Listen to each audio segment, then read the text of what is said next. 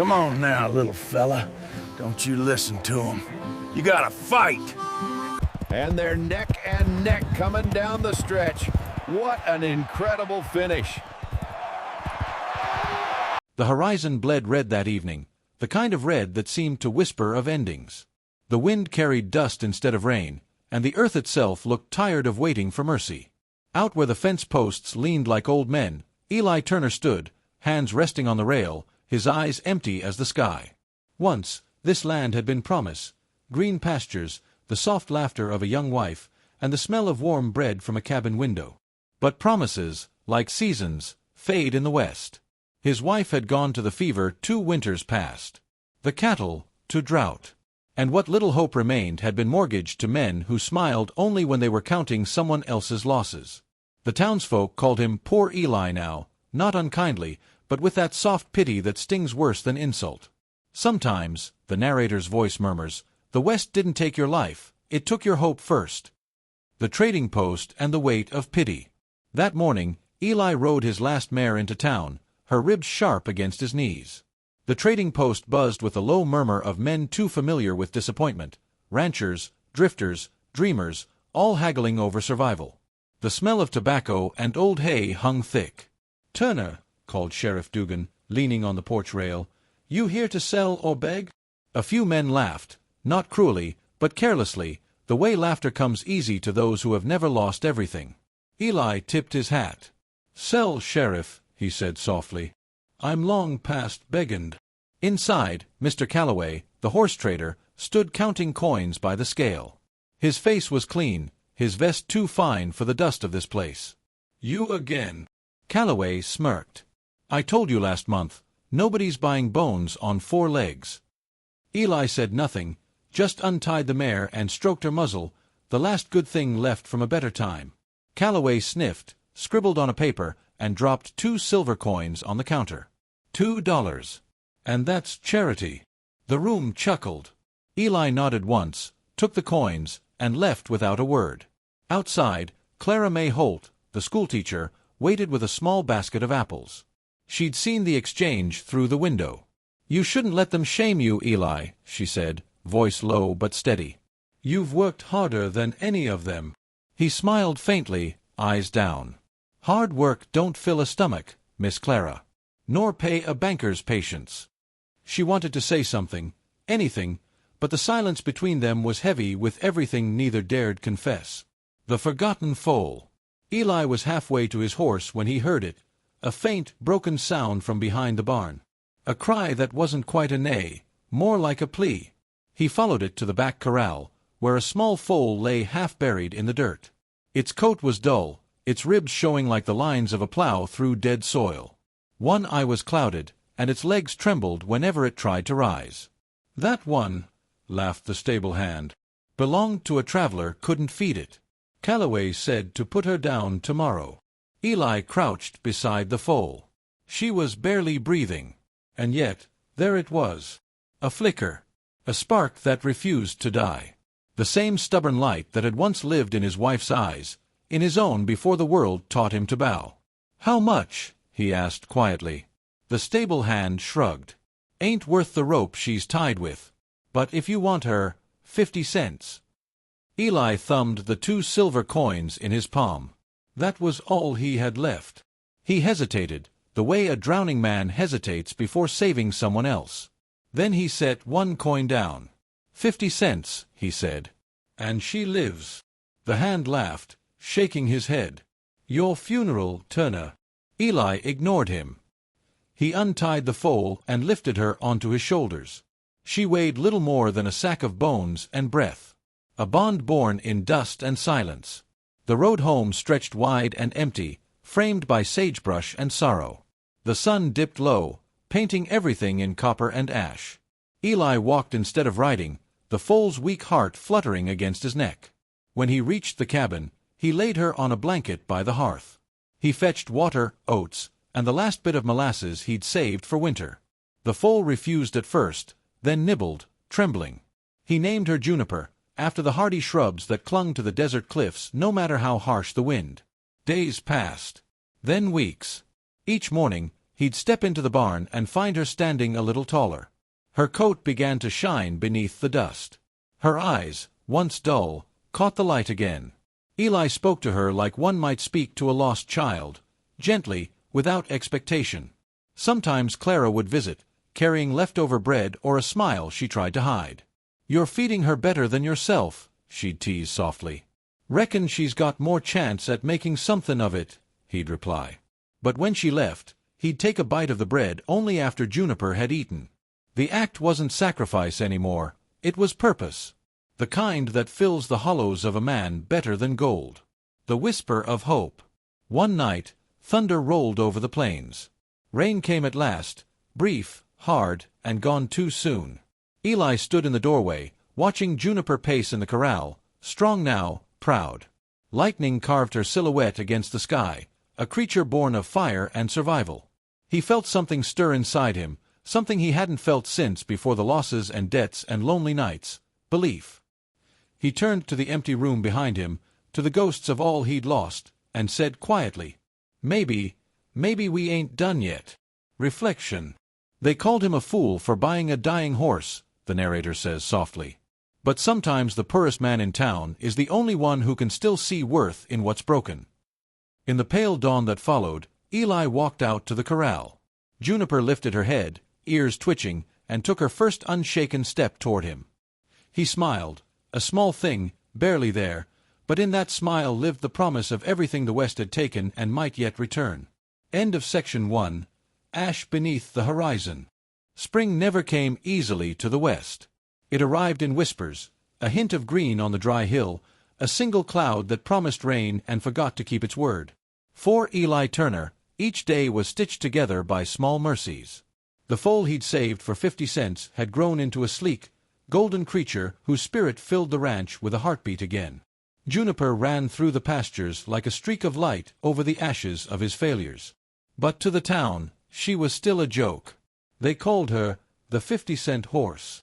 And they called him the fool who couldn't let go. 1. The judgment of the town, 200 words. The saloon door creaked open one afternoon as Eli stepped in to trade a sack of oats. The piano was playing something careless. Laughter floated thick as smoke. "There he is," someone drawled. "The man feed in gold to a horse that ain't worth her hide." Even Sheriff Dugan chuckled. "Can't eat pride, Turner. You'd be better off sellin' her to the glue men." Eli's jaw worked, but no words came. He took the ridicule like a nail takes the hammer, without protest, because that's the only way to hold steady. From the corner, Clara May Holt watched him. Her teaching job barely paid enough to keep her cottage lit, but she still brought Eli small kindnesses, a loaf of bread, a repaired coat, a quiet smile that felt like sunlight breaking through the dust. When Eli left, she followed him outside. "You shouldn't listen to them," she said softly. He adjusted his hat. "They're just speakin' truth, Clara." "Then let's make them wrong," she whispered. He met her eyes for half a second, and looked away before the ache could rise too high. 2. The gentle bond, 200 words. The days settled into rhythm, the squeak of the water pump, Juniper's hooves on hard ground, and the low hum of the wind through the fence wire. Clara began to visit, often under the excuse of helping with reading ledgers or mending blankets. Sometimes, she'd bring her small school children to feed Juniper apples. Eli would stand nearby, half smiling, his hands rough and still. "Why do you do it?" one little girl asked him. "Why take care of a horse when you can barely take care of yourself?" Eli crouched beside her. "Because," he said, "when you feed something that once gave up on livin', it reminds you not to." That night, after the children left, Clara lingered by the corral. The air smelled of dry grass and hope. She reached out, her fingers brushing Eli's sleeve. "You saved her life, Eli," she said. "That means yours isn't over yet either." He didn't answer.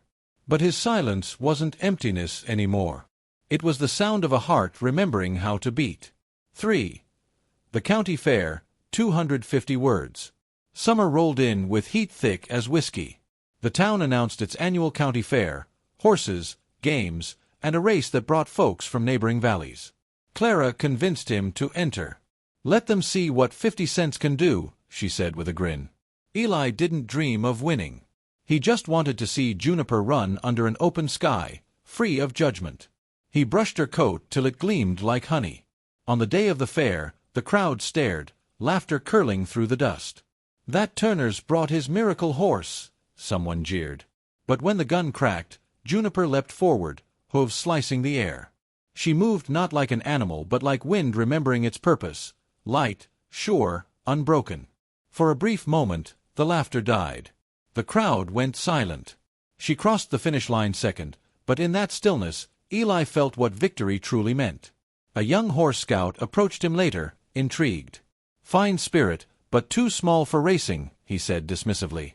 Eli smiled. "Maybe.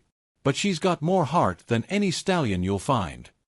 When the fair lights dimmed and the crowd went home, Clara touched his arm and said, "You made them see."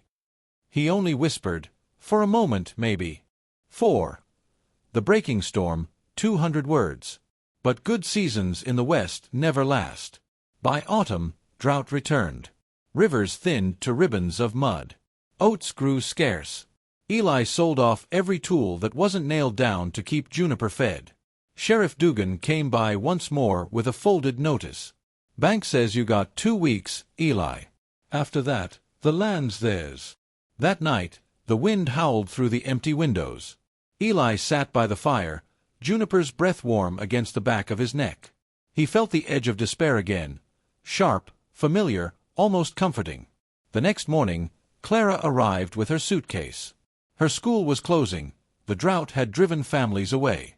"They're transferring me east," she said. "Tomorrow." He nodded, staring at the ground. She stepped closer, voice trembling. "Don't you give up on her. She's your miracle, Eli. Don't let this place break the good you've kept." He wanted to ask her to stay, but the words turned to dust on his tongue. She climbed onto the wagon, her hand lingering in the air. He lifted his hat. Then she was gone, swallowed by the same horizon that had taken everything else. 5. Reflection, 100 words. "The West tests not your strength," the narrator whispers, "but your tenderness. It doesn't kill the hard-hearted, it kills the kind and waits to see if they'll rise again." That night, rain clouds gathered far away, lighting the horizon in blue fire. Juniper stood tall against the wind, mane whipping like flame. Eli watched her and felt the faint pulse of something ancient and defiant stir inside him. He laid his hand on her neck and said softly, "All right, girl. We ain't finished yet." And in that promise, small, quiet, and trembling, the ashes of 2 hearts began to glow again. Morning came soft over the plains, the kind of morning that felt like forgiveness. Mist hugged the fences, and the first light painted the world in pale gold. Eli Turner stood in his corral, one hand resting on Juniper's mane, the other clutching a letter that had arrived by stage the night before. The paper trembled in his calloused fingers. It was from a traveling racing agent who'd heard whispers from the county fair, tales of a 50-cent horse that ran like thunder. The letter spoke of an opportunity, the Governor's Derby in Carson Bluff, a race known across the territories. Prize money so large it sounded like myth. For a long time, Eli just stood there, watching the light touch Juniper's coat. "You hear that, girl?" he murmured. "They want to see what you can do." She nickered softly, pressing her muzzle against his chest, as if to say she already knew. 1. The journey west, 250 words. Carson Bluff shimmered like a mirage after days of travel. The track was wide and cruel, carved from sun-baked earth. Around it stretched tents of traders, gamblers, and men with too much money and too little soul. When Eli walked Juniper to the stables, the crowd turned to stare. Whispers rippled through them like wind over dry grass. "That the Turner horse. Looks small. Scrawny. Must have wandered in from the church charity." Eli ignored them all. He had long since learned that dignity doesn't come from winning, it comes from showing up anyway. Inside the stable, he brushed Juniper's coat till it gleamed. A stable hand approached, smirking. "You'll never beat Calloway's stallion. He's got royal blood and 10 men trainin' him." Eli looked up, calm and steady. "Mine's got heart," he said. "That's enough." That night, under a sky sharp with stars, Eli sat by Juniper's pen, listening to her slow breathing. The scent of hay and sweat and quiet hope filled the air. He whispered, "If we lose, we go home proud. But if we win, maybe the world will see what we already know." 2. The Governor's Derby, 350 words. Race day dawned beneath a ruthless sun. The stands were packed with men in fine coats, women in lace hats, and townsfolk hungry for spectacle. Flags snapped in the wind. Sheriff Dugan was there too, arms folded, curiosity softening into reluctant admiration. Mr. Calloway's stallion towered beside Juniper, a muscular beast bred for show. Calloway tipped his hat mockingly. 50 cents says she doesn't finish the first lap, he sneered. Eli mounted slowly, his old boots creaking. He patted Juniper's neck. "Easy, girl. We don't owe 'em nothin' but the truth." The pistol fired. Dust exploded. Hooves thundered. The world became motion and breath. Juniper stumbled at first, the ground uneven, the jeers loud, but then something changed. Her stride found rhythm. Her muscles sang. Eli leaned forward, whispering her name, not as command but as prayer. "Go on, Junie. Show 'em." The track blurred. The crowd's shouts faded. It was just wind and heartbeats. Halfway through, Calloway's stallion pulled ahead, until Juniper surged forward, her mane streaming like sunlight itself. Eli could feel her heart against his legs, fierce, unbroken, alive. "She didn't run for gold," the narrator murmurs. "She ran for every night Eli refused to quit. For every kindness the world had mocked." As the finish line approached, the two horses were neck and neck, thunder against thunder, until, in the final breath, Juniper stretched, hooves slicing through the air, and crossed a heartbeat ahead. Silence fell. Then, roaring applause, wild and thunderous, like the sky itself was cheering. Eli pulled her to a halt, disbelieving. Tears streaked through the dust on his face. And in that moment, under the great western sun, a poor rancher became a legend. 3. The Millionaire moment, 200 words. News spread like wildfire. Turner's miracle mare, they called her. Offers flooded in, breeding rights, race invitations, and contracts worth more than all the ranches in the valley combined. Eli took none of it right away. He sat alone in the barn that night, counting not coins, but breaths, remembering the thin foal half dead behind a trading post, and the quiet woman who once told him not to give up. When he finally sold Juniper's racing rights, he did so on one condition, that she'd always be treated with kindness. The money that followed could have bought 10 lifetimes of ease, but Eli used it differently. He rebuilt his father's ranch. He built a small schoolhouse, right where Clara's cottage used to stand, with a carved sign that read, "For those who still believe in small miracles." And when the ribbon was cut, Clara May returned, her hair longer, her eyes the same. They didn't speak much.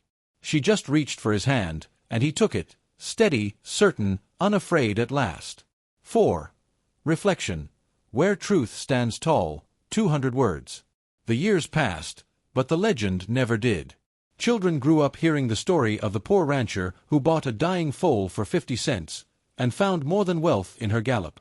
"They say he made $1 million from that horse," the narrator whispers, voice like an old campfire's crackle. But those who were there know better. He found faith, in himself, in kindness, in the quiet work of saving what others give up on. Sometimes, travelers still pass through the Turner Ranch.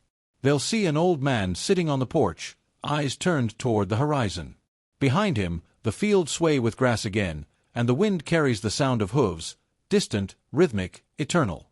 He'll tip his hat and say, "There's still gold in this land, friend, just not the kind you dig for." And as the sunset burns the sky to amber and rose, the voice fades into memory. If you ever think your kindness don't matter, remember the man who gave 50 cents to hope and watched it grow wings.